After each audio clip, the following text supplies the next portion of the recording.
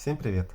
Люди спрашивают насчет сравнения средних шипов Dr. Neubauer КО и длинных шипов Viper Soft Ox, тоже от Dr. Neubauer. Мне довелось поиграть против соперника, у которого стоял Viper Soft Ox, и я обнаружил, что они довольно-таки противные. А поскольку я уже длительное время сам играю с шипами КО, то мне стало интересно сравнить их. Я заменил свои ракетки КО на Viper Soft и отыграл на турнире десяток матчей. Половину выиграл, половину проиграл. И теперь могу поделиться с вами впечатлениями. Шипы КО с губкой 0,6 мм. Viper Soft без губки. Основание OFF-, Inhe J1. В дальнейшем я буду называть эти накладки просто КО и Viper, имея в виду именно КО с губкой 0,6 мм и Viper Soft без губки.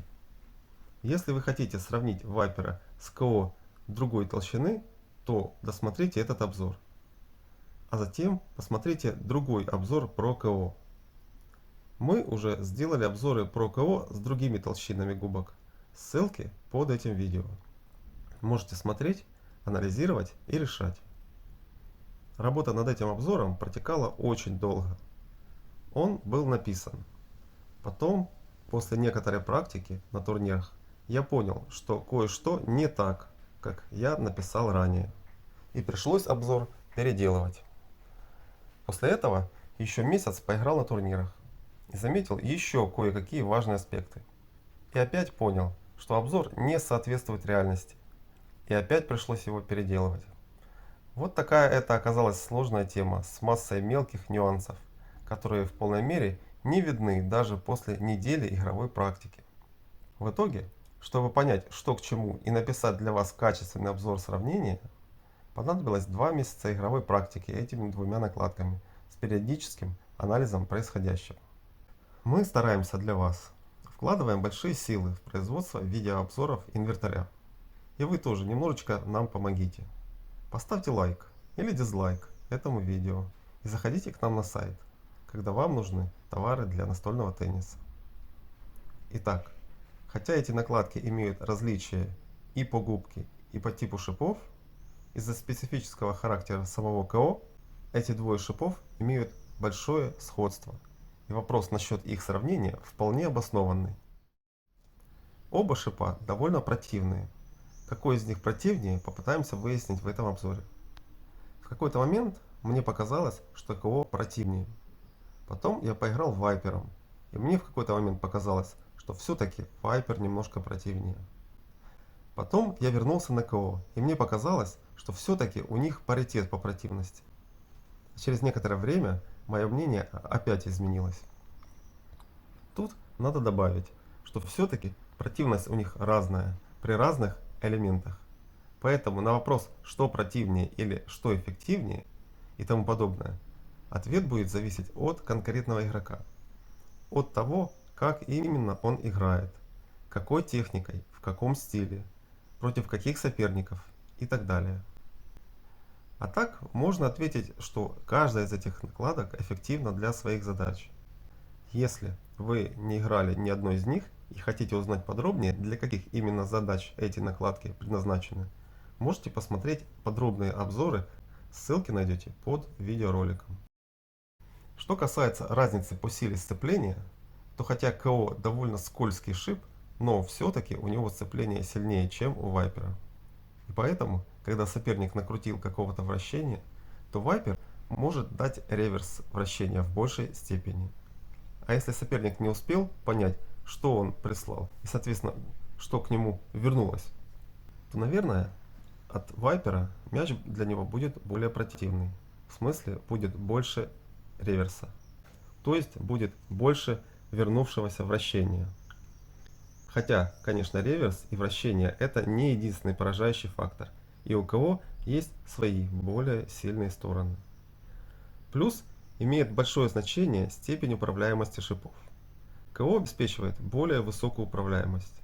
То есть ими легче направить мяч в желаемую точку, когда вы обрабатываете какие-то вращения разными способами. Хотя, может быть, это только в моих руках так, а у кого-то будет наоборот, так как этот момент тоже может зависеть от того, какие приемы больше использует теннисист. Таким образом, можно сказать, что Viper способен давать больше реверс и более вариативное разнообразие силы возвращаемых вращений и более непонятное для соперника, но попасть мячом в стол сложнее. Конечно, чтобы реализовать такую высокую степень вариативности, вы должны обладать техникой, то есть научиться делать разные движения, которые будут генерировать разную силу реверса, разные траектории и отскоки. То есть все как всегда. Не надо ожидать, что накладка сама всех обыграет, без участия обладателя. Как будто вы будете подставлять шип под любые мячи, и соперники будут сами об них обламываться. Накладка – это инструмент, и надо уметь ей пользоваться. Насчет противности при плоской игре не могу сравнить наверняка. Думаю, против плоского, низкого, короткого мяча противнее сыграет Viper. А при длинных мячах у них паритет. Плюс по длинному плоскому мячу КО легче подставить, чтобы мяч летел низко и коротко. Еще КО очень легко возвращать плоские удары блоком. И возврат в этом случае идет быстрый и низкий, неудобный. Также по длинному мячу КО лучше позволяет атаковать накатом, так как скорость накладки гораздо выше и управляемость лучше при таком движении. То, что я здесь сообщаю, это применительно к массовому уровню игроков, которые умеют делать топсы и более-менее соображают, как играть против типичных длинных шипов. На уровне слабых игроков выгода от применения этих двух шипов, я полагаю, будет больше по причине неумения слабых игроков вообще играть против любых противных шипов. На таком уровне игры лучше сосредоточиться на том, чтобы самому больше попадать на стол шипами. Не делать своих ошибок. Это справедливо для любых шипов. Теперь пару слов про силу отскока. Сила отскока больше у КО. Тут надо отметить, что у Вайпера, как и других длинных шипов, скорость разная в зависимости от переходящего мяча и от того, что вы делаете. Все потому, что шипы могут сильно сгибаться. И из-за этого меняется сцепление и сила отскока. У КО такого нету. Скорость всегда на одном уровне, подобно тому, как если бы вы играли голым основанием без накладки. Шипы сгибаются намного слабее. Губка тонкая и потому не дает никакой вариативности по скорости. Она только смягчает контакт с мячом, поэтому скорость у них у КО очень понятная для хозяина. Лично мне это больше по вкусу, чем характер поведения любых длинных шипов. Но это, конечно же, дело вкуса. Напомню, что сейчас я говорю именно про КО с губкой 0,6. Далее, блок по топспину. Вайперам проще делать чоп-блок, а КО наоборот, проще, чем вайперам делать блок-подставку. Чоп-блок КО тоже можно делать, но в силу того, что сила отскока у КО выше, есть дополнительный риск, что мяч вылетит за стол. Правда, я знаю, что есть много игроков, кто, играя КО на губках 1,5 мм или 1,3 мм, часто применяет и чоп-блок. Но вообще у КО именно пассивный блок на очень высоком уровне, как по легкости и контрольности исполнения, так и по эффекту от него. Эффект получается очень хороший. Он заключается в том, что мяч летит низко и по сложной траектории, то есть не взлетает высоко после отскока, а наоборот стремится опуститься. А чоп-блок дает возможность увеличить реверс и сменить траекторию, добавив вариативности, чтобы соперник не привыкал. У обоих накладок блок – это хороший, эффективный элемент в тех случаях, если на вас делают топ-спины со значительным вращением. Если же к вам прилетает топ-спина со слабым вращением, то опасность блока существенно падает, и надо играть самому более активно. Далее, кач на столе у обоих шипов является хорошим важным приемом. У вайпера, наверное, кач будет более противный для соперника, но не во всех ситуациях.